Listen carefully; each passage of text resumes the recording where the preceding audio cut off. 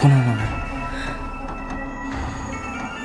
আমি তো আমার কলেজের কলিগের ওয়াইফদের দেখি আর তোমাকেও দেখি, ওদের কত আবদার, কত বায়না, কিন্তু তোমার তো সব কিচ্ছু নেই, কিচ্ছু নেই। ট্রাস্ট মি লাল, আমি শুধুমাত্র তোমাকে ভালোবেসে আমি তোমার কাছে থাকতে চেয়েছি। আমি আমি তোমার পরিবারের সকলের সঙ্গে মানিয়ে নিতে চেয়েছি, অন্তত অন্তত প্রাণপণ চেষ্টা করেছিলাম। কেন বলো তো? কেন আবার? ওই যে বললাম তুমি আমাকে ভালোবাসো বলে। উফ বাবা, এতদিনে বেঁচেছি। আরে বাবা, তুমি ঠিক এইরকম গোবর গণেশ ছিলে বলেই তো অন্য সব ছেলেকে ক্যান্সেল করে মায়ের আপত্তিতেও তোমাকে বিয়ে করতে চেয়েছিলাম। পরে যে তুমি ওরকম ভুল পাল্টাবে তা তো বুঝিনি, কিন্তু যাক, আবার যে তুমি পুরনো ফর্মে ফিরে এসেছো এই না কত। এবারে এই ফর্ম আমি আর কিছুতেই ভাঙতে দেব না লাল, যেমন করে হোক তোমার এই ফর্ম আমি ধরে রাখবই। কি দেখছো? কই কিছু না তো লাল, তোমাকেই দেখছিলাম।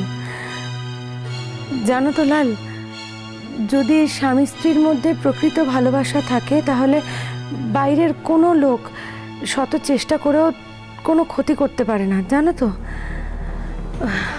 আজ আমার যে কি শান্তি লাগছে না, এত আনন্দ লাগছে যে অ্যাট লাস্ট তুমি অন্তত বিশ্বাস করনি, তুমি অন্তত বিশ্বাস করনি যে আমি এরকম একটা কাজ করে মাকে ফাঁসাতে পারি, আমি এত বড় একটা অন্যায় করতে পারি।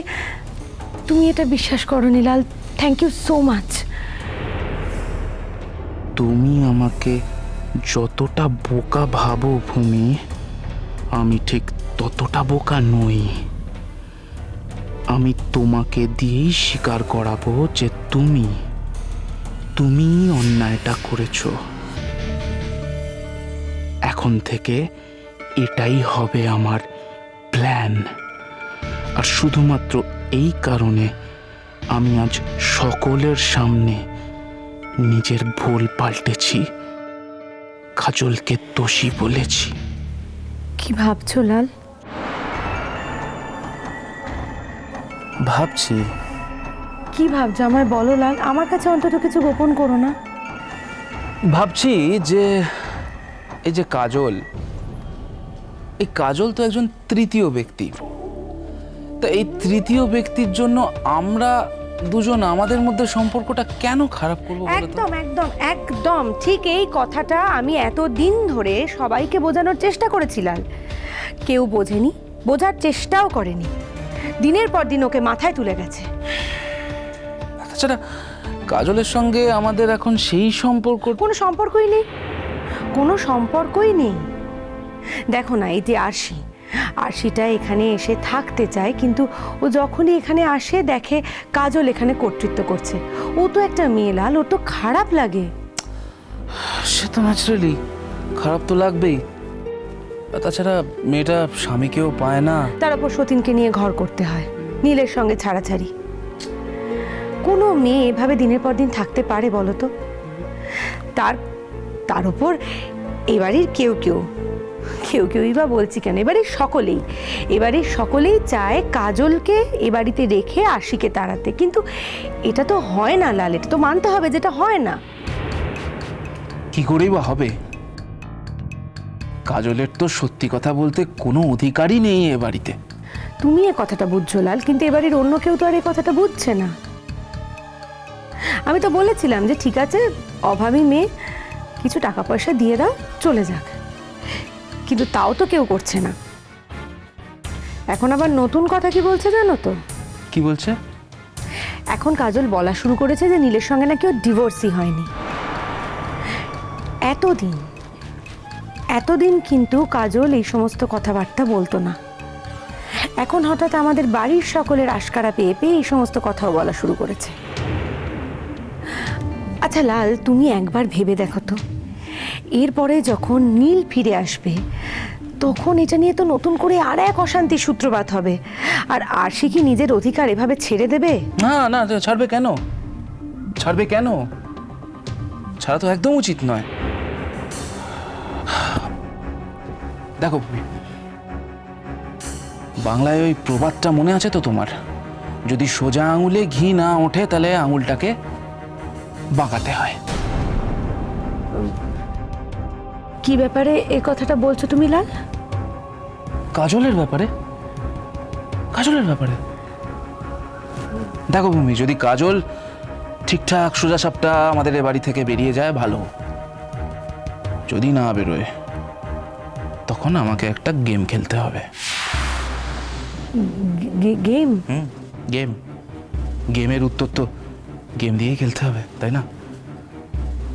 যতদিন কাজল ভালো ছিল, ঠিকঠাক ছিল, কাজলকে আমি সাপোর্ট করেছি তো। কিন্তু কাজল এখন গেম খেলছে। যদি ও গেম না খেলতো তাহলে ও এই কথাটা বলতো না যে ওর সাথে নীলের ডিভোর্স হয়নি। আরে নীলের সঙ্গে ডিভোর্স হওয়ার পরেই তো আরশির সঙ্গে নীলের বিয়েটা হয়েছে। হ্যাঁ, সেটাই তো একদম। এখন তো আমার মনে হচ্ছে কি জানো তো, এখন আমার মনে হচ্ছে যে কাজল আমাদের ভালো মানুষের সুযোগ নিয়েছে, এটাই আমার মনে হচ্ছে। তুমি 100% ঠিক কথা বলেছ। এই কথাটা আমি এতদিন ধরে এতভাবে তোমাকে বোঝাবার চেষ্টা করেছি, এবারই সকলকে বোঝাবার চেষ্টা করেছি, কিন্তু কেউ বোঝোনি তোমরা আমার কথা, কেউ বোঝার চেষ্টাও করোনি। এমনকি আমার বাবা মাকে কাজল কিভাবে যেন হাত যশ করে বশ করে নিয়েছে। আমার মা, যে কিনা আমি ছাড়া কিচ্ছু বুঝতো না, আমার মা পর্যন্ত এখন আমার মুখ দেখতে চায় না। কেন বলো? কেন কাজল এগুলো করেছে আমার সঙ্গে, বলো তুমি? কেন আবার? সিম্পল, তোমার প্রপার্টি হাত করার জন্য। তাহলে ও আমাকে সব দিক থেকে সর্বশান্ত করেছে, আর আমার ওর উপর রাগ হবে না তুমি বলো? হ্যাঁ হ্যাঁ হ্যাঁ, আমি তো নিজেই বলছি ভূমি, রাগ হওয়াটা খুব স্বাভাবিক। তোমার জায়গায় যদি আমিও থাকতাম না তাহলে আমারও তোমার মতনই রাগ হতো। নাহলে প্রত্যেক দিন ওর সামনে আমাকে গোটা বাড়ির সমস্ত কাজ করতে হয়, বাড়ির কাজের লোকের মতো, রান্না বান্না সব করতে হয়। তুমি যা বলেছো লাল, তোমার কথা আমি অক্ষরে অক্ষরে মেনে চলেছি। কেন বলো তো? জানি,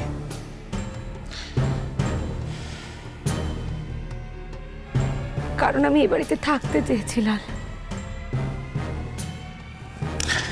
তুমি একটা মস্ত বড় পাগল জানো তো।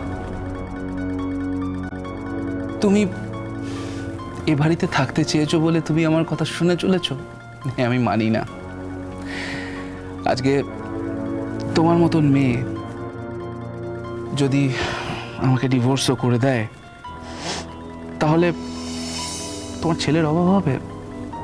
আমার থেকে 1000 গুণ অনেক বেটার ছেলে তোমাকে অ্যাপ্রোচ করবে। তুমি কি বলছো বলো তো? এগুলো তুমি কি পাগল হয়ে গেলে? ছি ছি ছি ছি লাল, এগুলো তো আমার কানে শোনাও পাপ। সেই জন্যই তো বলছি, তুমি আমার কথা শুনে চলেছো শুধুমাত্র আমাকে ভালোবাসো বলে। একদম ঠিক বলেছো তুমি। আচ্ছা, এবার কি করা যায় বলো তো? কি করণীয়? মানে কাজলটাকে তো বাড়ি থেকে বিদায় করতে হবে, তার জন্য কি করতে হবে? দেখো, আরশিকেও তো হারানো যেতে পারে না কাজলের জন্য, তাই তো? হ্যাঁ, আবার কাজল যদি থাকে তাহলে আবার নীল ফেরত আসলে তখন আবার একটা নতুন করে ঝগড়া ঝামেলা, আমি সেটাও চাই না। তো কি করা যেতে পারে একটু বলো তো? দেখো লাল, তুমি যদি আমাকে পারমিশন দাও তাহলে ওই মেয়েকে এ বাড়ি থেকে তাড়ানো আমার 2 মিনিটের ব্যাপার। বলছো? হ্যাঁ, বলছি তো।